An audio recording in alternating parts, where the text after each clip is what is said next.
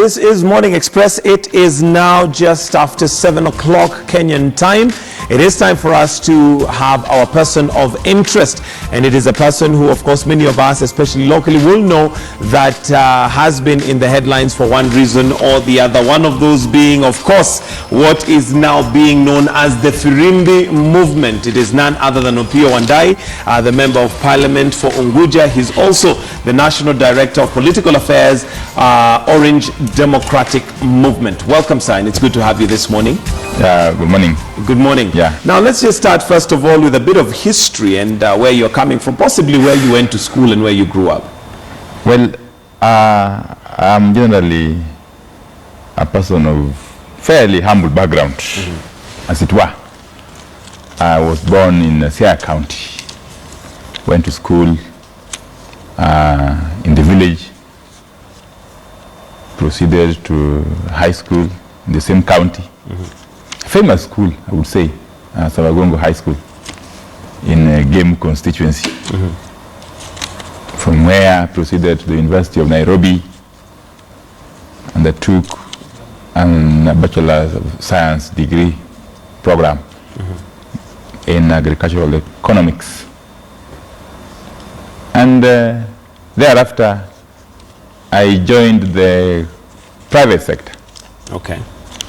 Did you always desire or aspire to be in public office?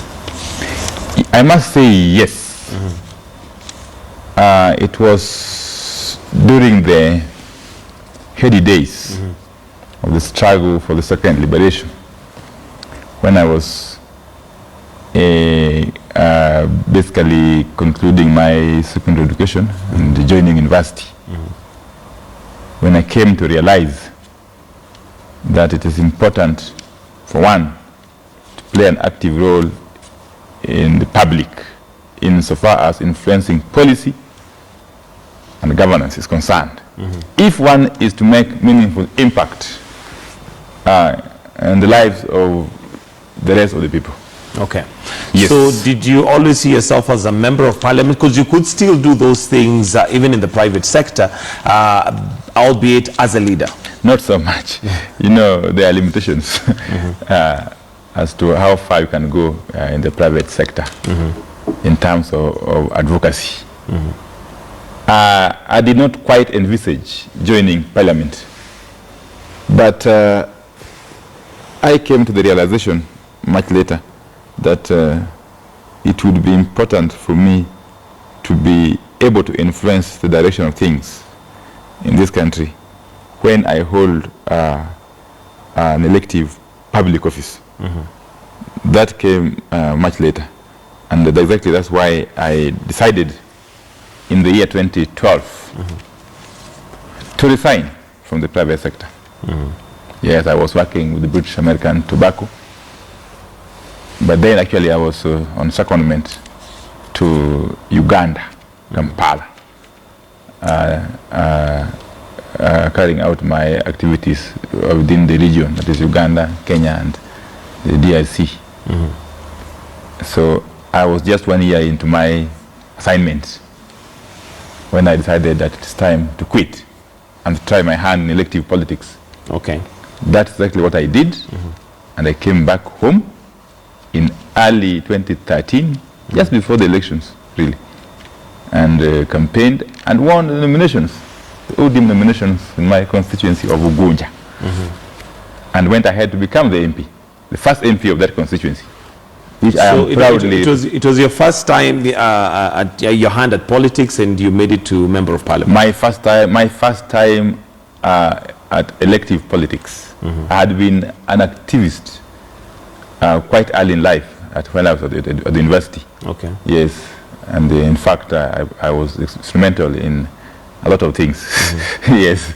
And how did your family receive it? First, are you married, children? Yeah, I'm definitely married, have children, with a very supportive family, and they had no problem.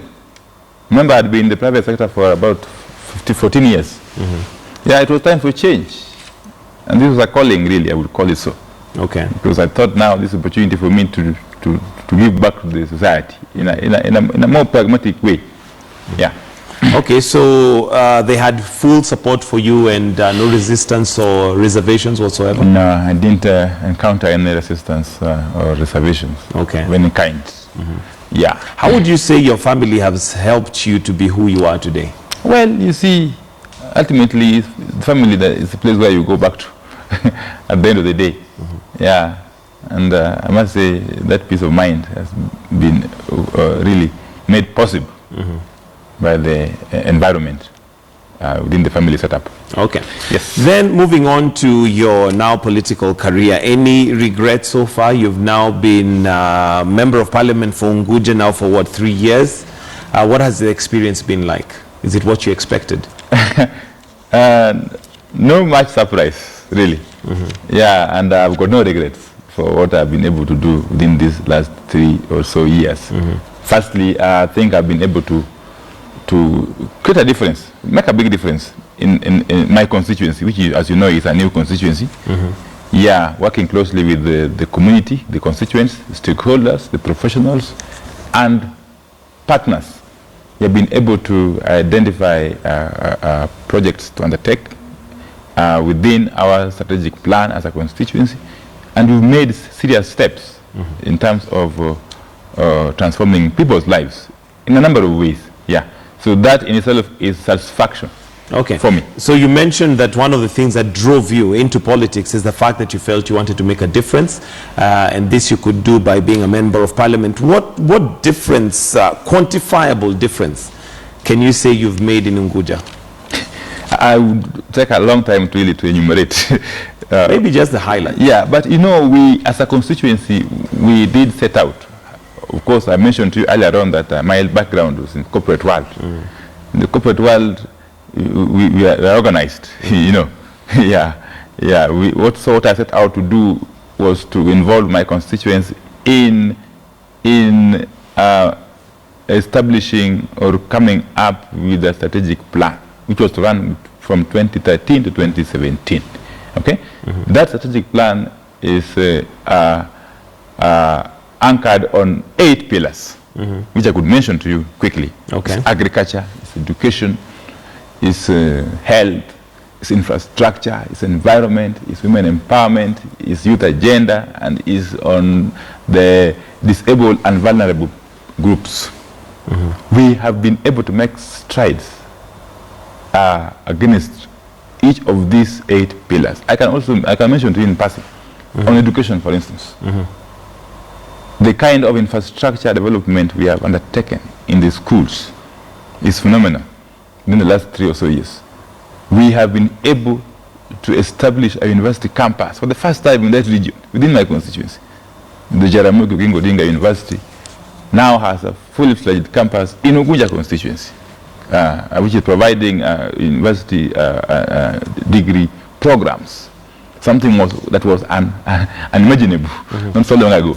We have been able to start the construction of a technical training institute, okay, in partnership with the national government in my constituency. On agriculture, for the first time, we have a depot, a cereal and farm inputs depot, which we built as constituents and handed over to the National Cereals and Produce Board. And for the first time in history, my constituents are able to access subsidized farm inputs. Okay, would you say you're proud or you're satisfied, I think would be a better word to use, with the progress that you have made since you took over the helm of being Member of Parliament for Ugunja, as much as it's a new constituency? Yes, in terms of transforming the lives of my people, I am extremely satisfied. And you're happy? And happy. Okay. The only issue I have is at the national level.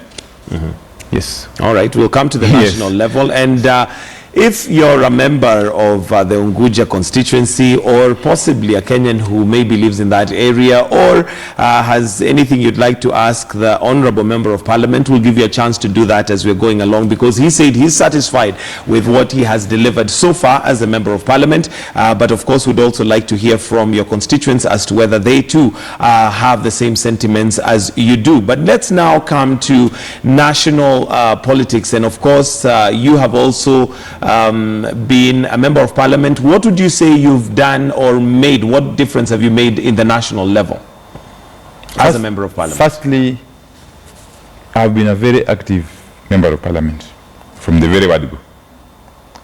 But more importantly, in my party, the Orange Democratic Movement, I serve as the Secretary for Political Affairs.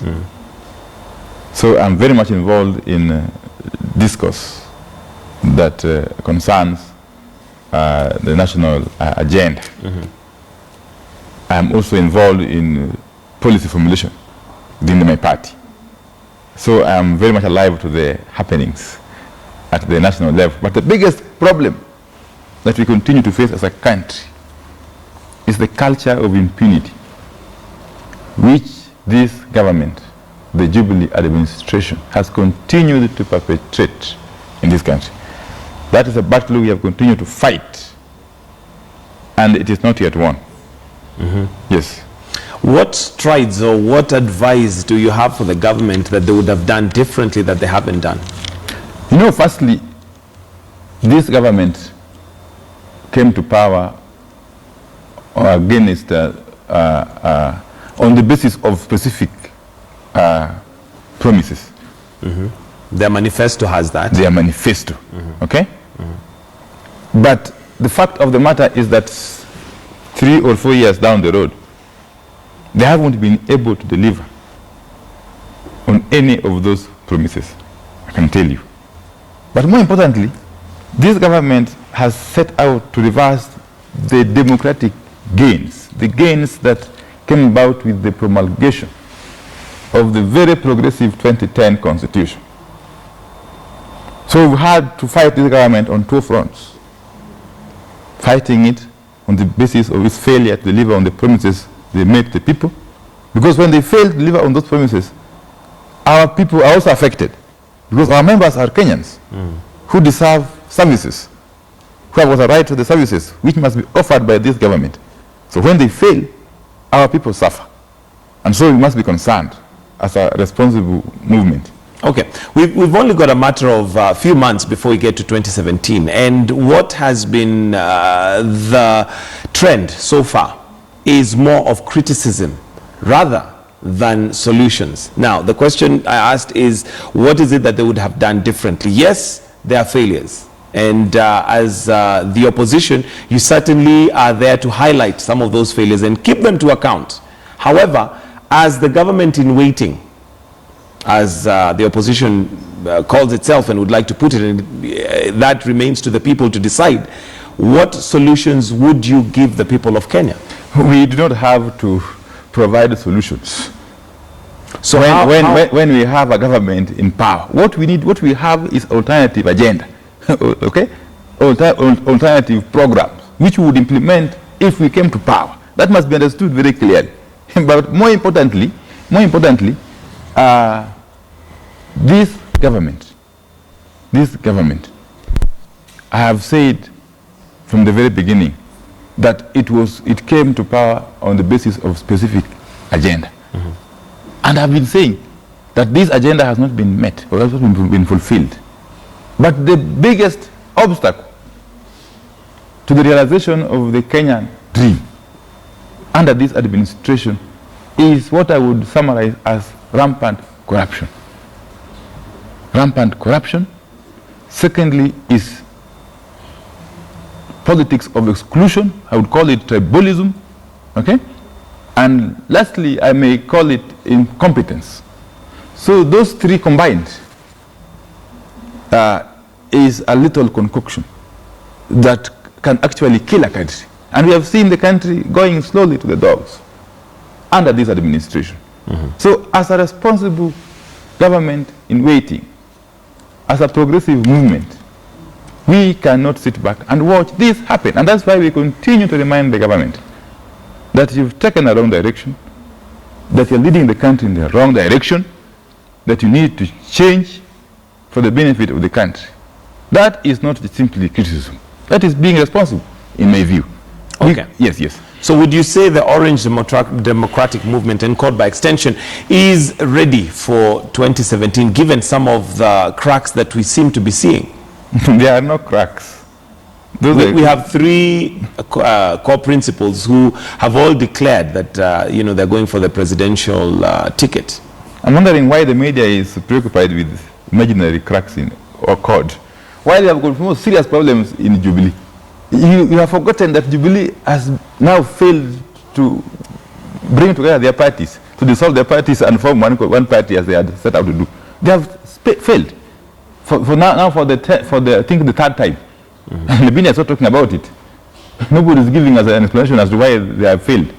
So this preoccupation with code is simply a diversionary tactic, okay? Which has been employed. You think so? When we had one of the principals miss Wetangula's presidential bid, yet he had promised to be there. Again, as Kenyans, they're looking at things to do with integrity. If you say you're going to be there, then you're not there. Of course, there are bound to be questions raised. Yeah, but you see, anybody who has been keen enough must have understood the reasons why the Honorable Prime Minister Raila Odinga missed the Kakamega event. And what were they? Well, he has stated it public. He had a time constraint. By the time he arrived in Kisumu, he thought the rally was going on, that he could attend it briefly and fly to Tanzania. But when he arrived in Kisumu, the rally was not yet on, and there were episodes of violence, which necessitated him to go to Tanzania instead of proceeding to Kakamega. And he has explained this, and has been understood by Honorable Wetangula and others. So that is neither here nor there anymore. So from where you're seated as National Director of Political Affairs for ODM, you don't see like there are any issues whatsoever in the CORD coalition? How can you fail to have issues in a political movement or a coalition? There must be issues. And those issues are resolved from time to time. You see, a political party or movement would be so dull if there were no issues. Yeah, really. The most important thing is, do you have mechanisms? Do you have the capacity to resolve those issues when and if they arise? And I'm telling you, in CORD, we have got more than enough capacity to resolve those issues, and we're resolving them. All right, one of the things that has been that has tainted CORD's or ODM's internal affairs is violence. We remember the men in black. We have the incident that took place now even in Kakamega. We've had several incidences where there has been violence. What would you say attributes to this, or why can't there be an amicable way of solving things without necessarily resulting to physical? Well, firstly, I would want to condone violence of any form. Okay, I detest violence, and as a party, we don't condone it. But I also want to say that many times these episodes or incidents of violence are more than dramatized when they occur in our party, for strange reasons, I would say. But having said that, the kind of jostling you see in ODM, for instance, is a manifestation of the popularity of the movement. Nobody would go fight for positions or power in a party which is not popular. Have you ever seen any jostling in TNA, for instance, or URP? It could be that one might argue that possibly they have civil ways of handling things rather than resorting to physical violence. No. Physical violence doesn't justify that there is any good in it. Not necessarily. I've said I don't condone violence, and we don't, as a party, do that.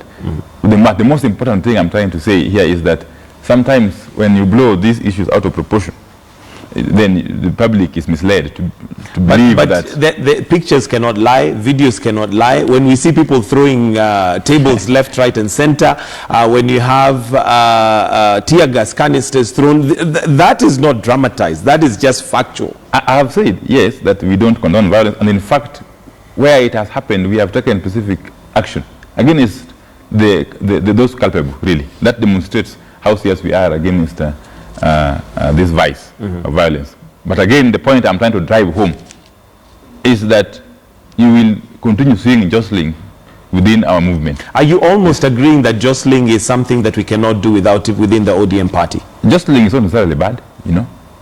And jostling, even when it gets to physical violence, violence, shouldn't be equated to violence. Yes. Yeah. So what I'm saying is that we as a party are alive to the fact that our members are looking upon us to help them with the leadership and to be able to form the next government, which we are all set to do, really. Yeah. Okay. So Coming now to matters to do with 2017, what are your ambitions possibly for 2017?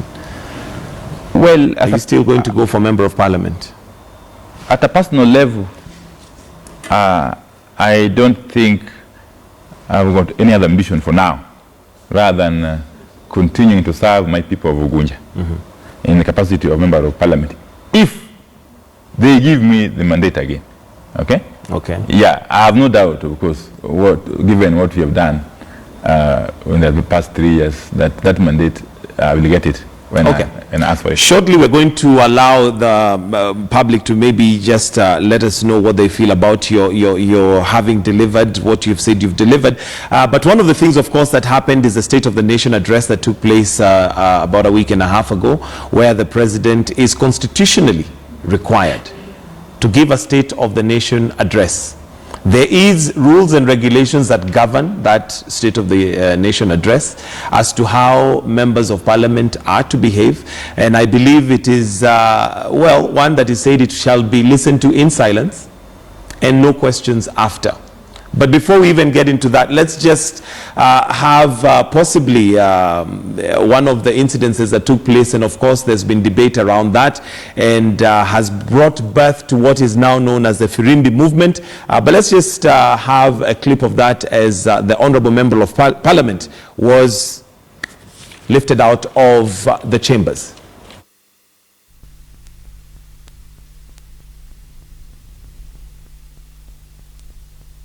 Shall order such member to be removed, and such member shall thereupon without question put be suspended from the service of the House during the remainder of the session, and shall during such suspension forfeit the right of access to the precincts of Parliament. Do whatever you want to do, but you cannot turn back the clock of history.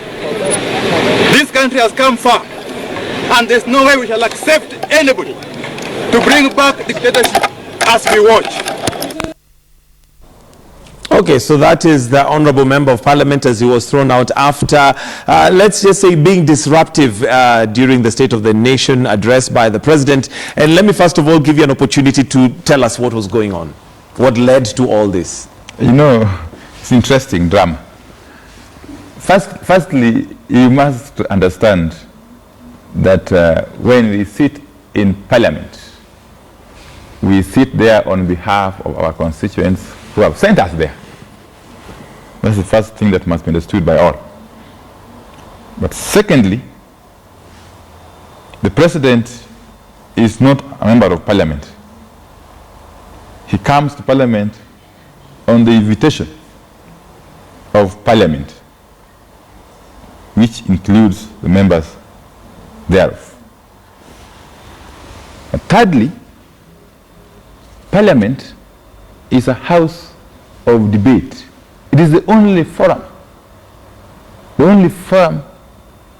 where citizens, through their elected representatives, can question government, legitimately so. So, I am very much alive to what you are referring to as standing orders. Yeah.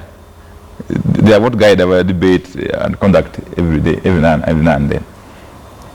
But it's important to understand that when a member of Parliament has an issue to raise in Parliament,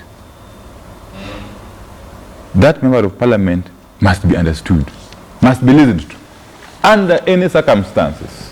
But does that mean that they go against the very House rules that they're operating under? I believe the State of the Nation address has got a certain way that the House guides as how it's supposed to be done. And like I mentioned, one, it is in silence as the President is speaking. And number two, there are no questions asked after the State of the Nation address. You know, we are told that extraordinary times are called for extraordinary measures.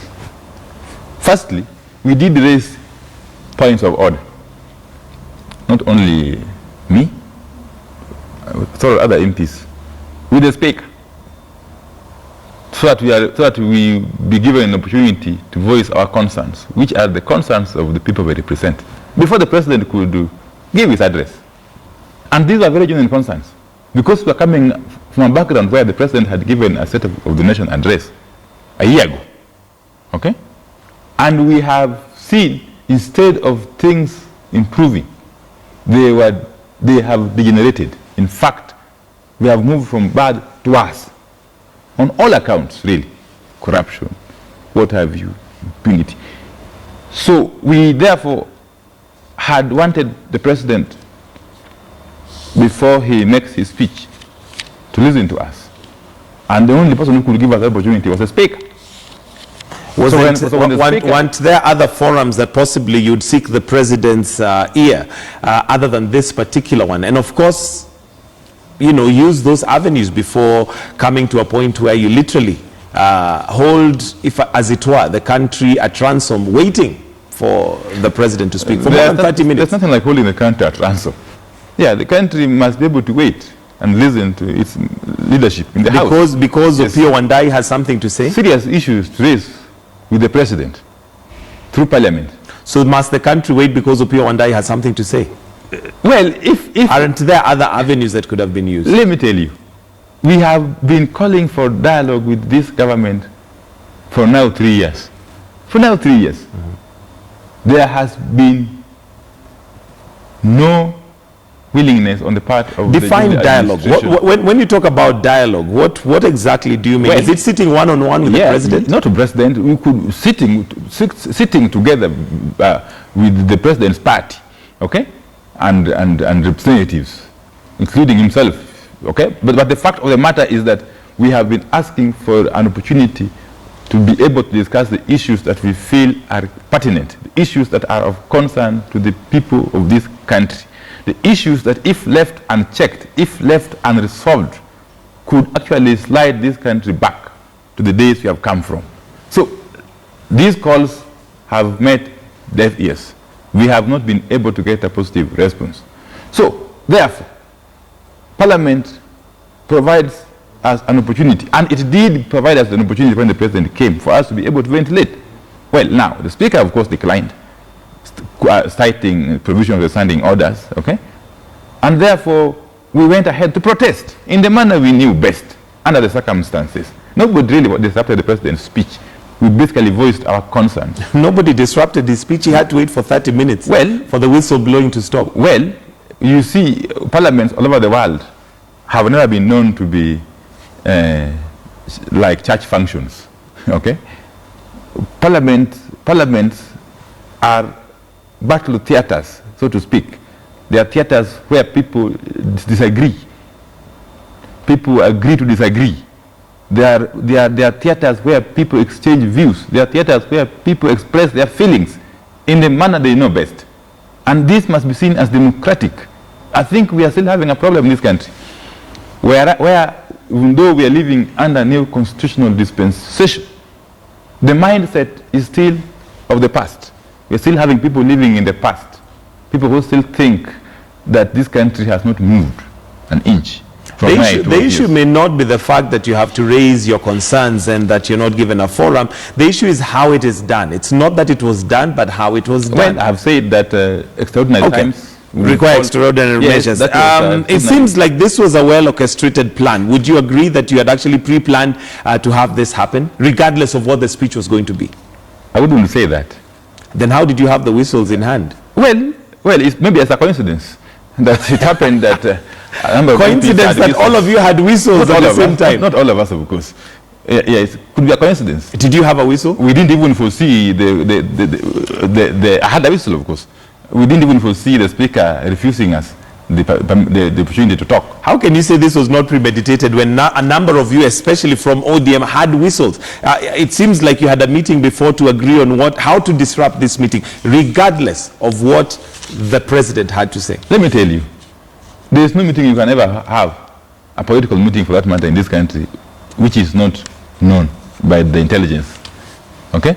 There's no way you could have had a meeting to discuss such a matter without it leaking out. And therefore, if the security agencies, the intelligence were privy to this matter, they would have taken measures to forestall it. Okay, so that's what I'm telling you. Are you saying there was no meeting whatsoever? There was articles in the paper that alluded to the fact that there were meetings of how to disrupt this particular those are speculations. Of course, we do meet, and we did meet to discuss our agenda, our program. And not buying of whistles. Not disrupting the president. And I'm sure if the authorities had come in and arrested you, you'd have said that they have preempted what you're going to do. After all, in a Kenyan constitution, you're allowed to carry a whistle. I don't know what they would arrest me for. Exactly. Yes, so you're saying that the Kenyan authorities and intelligence, if they had known, would have forestalled it. How would you suggest they would have forestalled it? They did massive checks before we entered. But they cannot arrest you for having a whistle. In fact, for the first time, they would have confiscated them if they thought they were there. On what grounds? If they thought they were offensive. On what grounds? They were not offensive until used. Yeah, that's the thing. Anyway, moving forward and looking at it, looking back now, Honorable Member of Parliament for Ugunja, are you proud of what you did? Very proud indeed. Why? Extremely proud that we were able to express ourselves, to pass a message to the powers that be. Pass a very strong message that resonates very well with the majority of Kenyans. Yeah. Do you think you really got that message across? Because we're looking at it today. What gains have you made after that particular incident? Let me tell you. If the president and his government didn't get the message, then something is wrong. I can tell you. What was the message? The message was clear that there's disaffection in the countryside. The people have got issues which they feel are not being addressed in a manner that they expect them to be addressed. That the people, through their representatives, are feeling that there is exclusion. They are feeling that there is persecution going on. Okay? They are feeling that this government is taking the wrong direction. That this government is full of promises. It's more of talking than action. So that's a very strong message, which I'm sure they got. Were there other avenues that you could have used to get the same message across? Because looking at the gains today, Honorable Wandai, what really steps have you made towards having your grievances heard or met? You know, the fact that they've heard the grievances is good enough. Where they act on them is a different matter. Okay? But more importantly, that was simply but the beginning. This country is yearning for positive change. That change is not going to happen if we adopt the business as usual strategy. That change is only going to happen if we are able to do things differently. And it only calls for a few people to be able to do that. And therefore what we did was simply but one step in a long journey of bringing a positive change in this country. If we don't act, and very quickly so, this country is going to go back to the dark old days. Yes, and we have seen the signs. The signs are very much there. Yes, that unless we act swiftly and unless we remain vigilant, we can simply slide back dictatorship and oppression. Yeah. Okay. Yes. Now, as that was going on, did you foresee the standing order 111 being used against you or on you? Did you foresee that coming? I have said that as a member of parliament who has gone to school very well, there is no way I can be ignorant of the provisions of the standing orders. I am very much alive to standing orders. So would it be accurate to say that you did that very well knowing that you may be thrown out of parliament for a period, for the next, until what, February? Well, 2017? Well, that was a speaker's ruling, but I can also tell you. So you are aware that that could happen? I was very much aware, but then from where I sit, I also believe that that wasn't the right thing to do. Why not? Because there are sanctions provided for in the same standing orders, yes, which have been applied against members of parliament who have behaved worse than we did. What's the measure for gauging worse or better? Well, you see, there are members of parliament who have even become violent in the house. Not so long ago, I won't go into mentioning names. Yes, yeah. So I'm saying that the speaker is within his right to apply the standing orders, but he must apply them pragmatically. Of course, I won't be discussing my speaker here. No, so would you say it was an unfair judgment, let alone the speaker? Would you say that it was applied unfairly? I think it was kind of heavy-handed. I mean, it was. I think it was something which could have been done in a better way, in a different way. So is it something that you intend maybe to appeal or see whether it can be toned down a little bit? There are, of course, several options. which we continue to explore. So it's something that shouldn't worry people much, really. I think in the fullness of time, the people I am worried about for is the people of Ugunja, because they don't have a member of parliament who can represent them, as you have said, and you would like to do in 2017 until February. So that leaves them literally not represented. Well, yes. Is that responsible? That's one of the issues, yes, that, you know, if you have an issue with my conduct, you deal with me, don't deal with my constituents. That is one. If you deny them, but you've just said, as a member of parliament, you are aware that that could happen. Very much. So did you do that out of not caring about the people of Ugunja? I have said. Or at what point did I they have come? said I am aware. I was aware, and I'm still aware. But I have said also. I also said that that extreme measure was not called for at that particular moment. Okay. Yes, I've been very clear in my mind. But the most important thing is that my people of Ugunja constituency are very happy with me. In fact, they are very supportive of the measures I took alongside my other colleagues in parliament. They are very supportive. Even tomorrow, if I did it again, they would be very happy. That is the most important thing for me as a politician. So you speak on their behalf, saying that they're happy. And at this point, I think let's open up the phone lines, and we'll get to hear from them. And as you've said that, well, they're happy, and even if you did it again, they would still be happy with you, despite the fact that now you'll not be in parliament until February if it stays as it is. Now, parliament resumes today. And we can open up the phone lines now, and the number is going to be displayed on your screen. Feel free to call. Let us know where you're calling from, and I'll also request that we make our comments and questions very brief and to the point. But coming back to you, Mheshimiwa, Parliament resumes sitting today. What are you going to be doing between today and whenever else you'll be back, allowed back? You know, a member of Parliament does not just sit in Parliament. Which is true, but Parliament is one of the places where they are there to make policy and ensure that they represent their people. I agree. The fact of the matter is that once I'm not inside there, I won't be able to do those things. That is given, really. Yeah, but the most important thing is that I am still very busy with the work of the people of Ugunja. Busy and very, very busy with their issues. What will you be doing? What defines that busy? Well, for example, you know, even by talking here, I'm really articulating their issues. Do you know that? That's true. Yeah. So it doesn't really have to be on the floor of Parliament for me to be able to represent them effectively. I am doing it very well. I will continue doing so, in or outside Parliament. In fact, their voices will be heard even much louder when I'm outside Parliament. All right. Yes. Let's now talk about the Firimbi movement, because you said now it's not just an incident that took place during the State of the Nation address, but it is something which is now going to become a movement. Maybe tell us a little bit more about that. Well, the Firimbi movement has now simply evolved from the happenings in Parliament. Okay? And the Kenyans are increasingly coming to the realization that when all avenues for dialogue are closed, you could apply other measures, which now include blowing the whistle. And we are encouraging Kenyans to blow the whistle against any ills that they may face in society. And there are many. To blow the whistles. If that blowing of the whistle is what will make the authorities understand or appreciate the gravity of the matters, then so be it. So this movement is a movement of the people. Of the people. It's a movement that is going to awaken the authorities from the deep slumber in which they apparently are, to come to the rescue of the masses who are suffering a great deal. Yeah, a great deal. We've seen things happening in this country which are unimaginable. We have seen people stealing hundreds of millions of taxpayers' money in institutions that are created to help the people. We have seen banks now closing. In fact, we are back to the early 90s. It's interesting. Banks closing with the taxpayers' deposits. You see? While we have got to authority which is supposed to regulate these banks, we have seen infrastructure collapsing across the country. Yet we have been given promises of how we shall do, 10,000 kilometers of roads in 3 years. We have seen everything actually going haywire. So, and we have seen that talking is not helping. We have seen that press conferences are not assisting.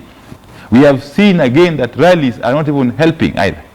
And therefore, I think it's time we took another different initiative. A different approach. Yeah, which is now using the whistleblowing in Parliament as a sample of the movement, what gains would you say you've made with that? I think other than just a lot of noise and maybe publicity. I think I've really, and also not being able to represent your people in Parliament. I've really belabored that point.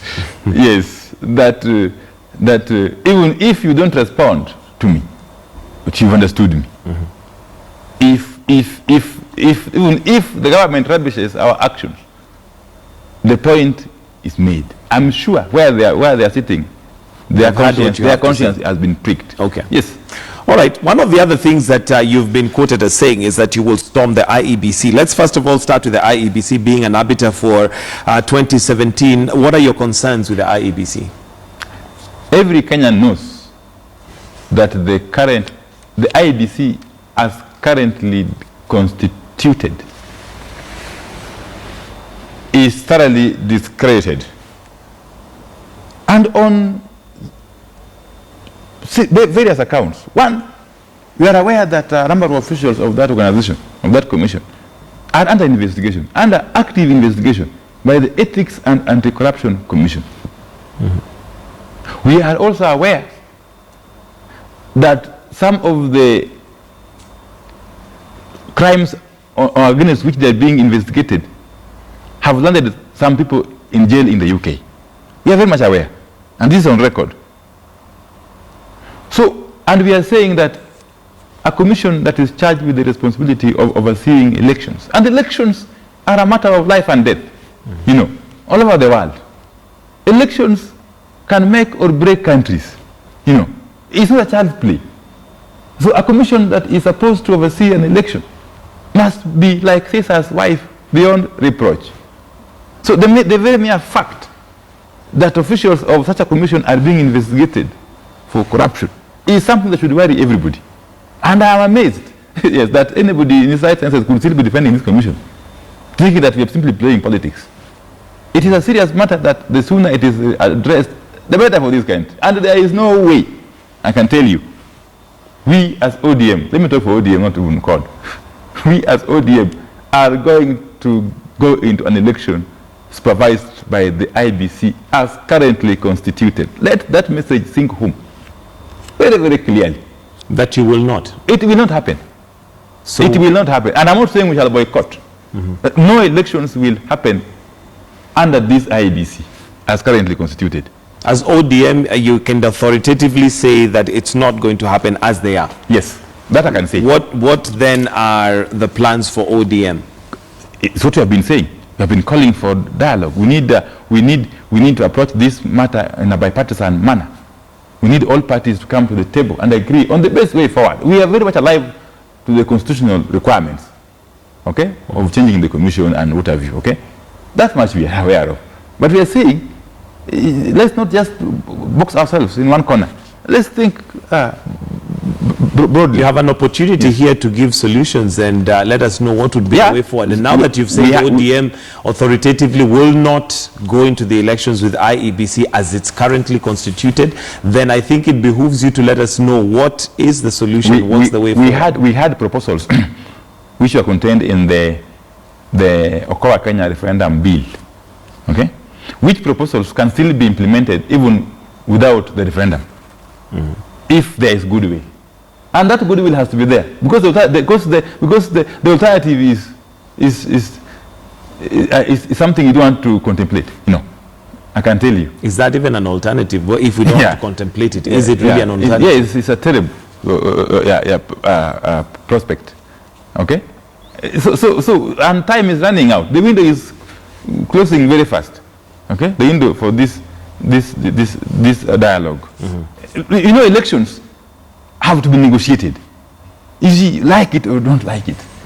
You can't run through the throats of Kenyans an election, okay, with a commission which they are not happy with. It cannot happen. What are you trying to tell people?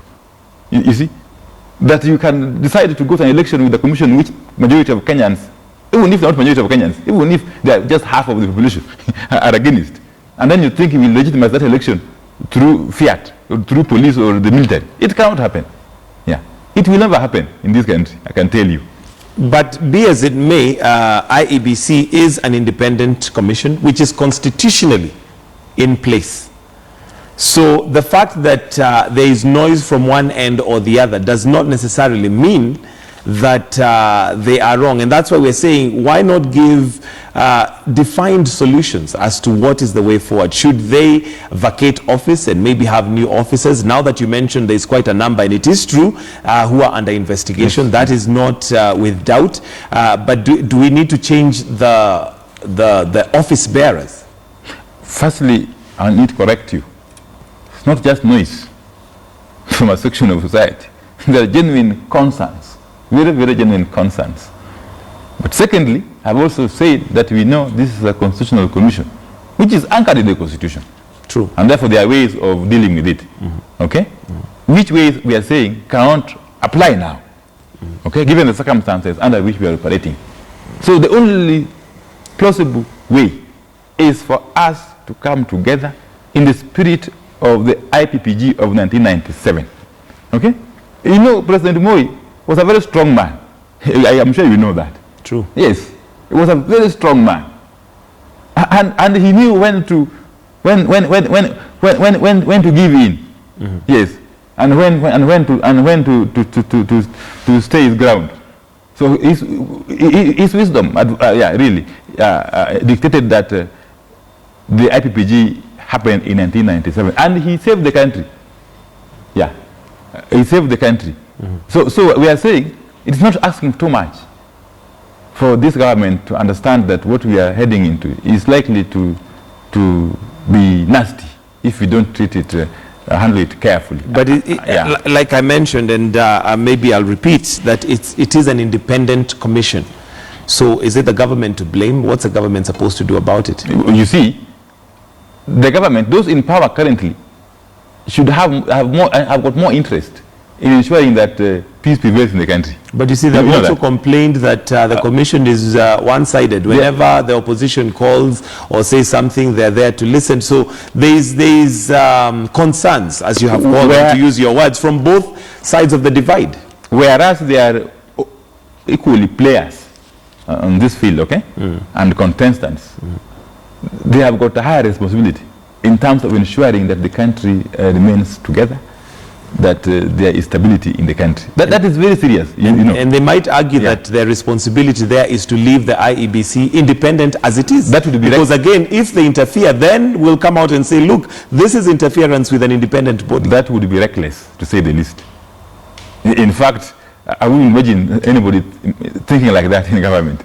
Because if that were the thinking, then would basically give up. Which thinking? To interfere? No, thinking that we let things stay the way they are. Let nature take its course.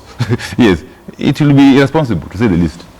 So are you suggesting they should they must come to the negotiating table. Some of those constitutional changes, we can make them overnight in Parliament if there is consensus. You know that. We have done it before. You are a member of Parliament. Why isn't it being done? It cannot happen unless there is a bipartisan spirit. I'm telling you this. It cannot happen from one side of Parliament alone. Even if Jubilee wanted to change the constitution now, they won't do it. They can't. They won't manage it here without our involvement. So that's really that basically is common sense. Therefore, that for any meaningful constitutional changes to happen, there must be. So the question then would be, Honorable Wandai, what are you doing as a member of Parliament? You have been put by the people of Ugunja in power. Or rather, in a position of influence, let me call it that, and you have the responsibility to do something about it. You are a member of Parliament, so if you come back to us and say that we're not able to do anything, then really, who will do anything? We have tried this in Parliament. Of course, we failed on account of numbers. We therefore resorted to the Okoa Kenya referendum direction, okay, which has been scuttled by the very, very IEBC. In what way? I won't want to get into that. But the fact of the matter is that the IEBC simply... No, but you see, if you make accusations, then I think it's good to qualify them. If they have scuttled it, how have they scuttled it? But by simply playing games with us, you know, we gave them 1.6 million signatures. They purported to have verified them and disqualified some on a basis which we can't understand, okay? And took us in circles, really, before they even gave us the verdict, okay? That's a story for another day. But the fact But of the matter, I thought the information they gave was that some pages were blank. There were others that it was difficult to verify as to whether the person with the ID number is the same person who has written, is the same person who has signed, and those, isn't that within their responsibility to verify? Those are stories. We are actually going to be meeting them to give us an explanation as to on what basis they actually declined our signatures. Okay. That is something we want to do in a matter of days. Okay. But the most important thing is that since our proposal through the referendum, okay, has not succeeded yet, okay, and we are seeing the clock ticking, okay, towards 2017. Okay. So as a responsible opposition, we are asking the government, therefore, that let's now look for another alternative, which in our view is dialogue. Okay. Yeah. Let me take a call from Peter in Eldoret. Good morning, Peter. Good morning. How are you? I'm very well, thank you. Please, straight to your comment, question. I think I just want to ask 2 questions to my Honorable Wandai. Okay. Number one, I want to congratulate him for the good work he has done in Parliament. Okay. By refusing to listen to a president who cannot listen to his legislators. Because number one question is this. Now, Honorable Wandai, what is the way forward? Because now you are not on your payroll. You are not doing anything. Can you make this movement reach Eldoret? Because we need also to join the Mwananchi. How are we going to be reached by the movement? Number 2, my brother Gitonga, there is something you are not asking Mr. Wandai. And this is the question, Mr. Wandai. Is ODM or CORD crumbling down? And if it's crumbling down and it's the government in waiting, what are they going to do to convince Kenyans that they are together? Because it is an opposition that is together that can bring a change in a system that is rotten like this one. All right, thank you very much, Peter. Yeah, thank you. Okay, 2 questions there. The first one is what is the way forward and how will the movement reach Eldoret? Firstly, thank you, Peter, for your compliments. I can see many Kenyans are thinking like us. The most important thing is that this movement, I've said, is a people movement. And it's going to be reaching every corner of this country. And we want the people to own it. We are going to send the message across the country. But the second question about CORD staying together, I've said here that what we are reading in the media is simply distractions, okay? Distractions or diversions. What we need to understand is that as CORD, we have got mechanisms to resolve any issues that may arise from time to time within our movement. And we are doing so. And therefore, we want to assure our supporters that as we move towards 2017, we are going to do everything we can to remain united and, in fact, to bring in more partners so that this movement can be a true people movement that will emancipate majority of Kenyans from the bondage of corruption, the bondage of tribalism, the bondage of nepotism, and the bondage of incompetence that they have been subjected to by this government. Okay, there is Mrosoi via Twitter who says that ODM's IEBC only performs well when CORD wins elections. If they lose, they want IEBC disbanded. Your comments on that? Well, we have never really said that IEBC is good when we win elections. What we have always said, that for those few occasions when it has conducted elections in a manner they should do, and we have won, we have no issue with that. That is their duty and responsibility under the Constitution. But on the many occasions, on the majority of occasions, when it has bungled elections, including the recently concluded Kericho senatorial by-election, we have pointed out so, okay? And therefore, our position is very clear. It's not contradictory whatsoever. But the most important thing is that what is really the problem with IEBC is not even the way it does the elections, per se. But it is what is hanging around IEBC that is corruption allegations, which are being investigated by none other than the EACC.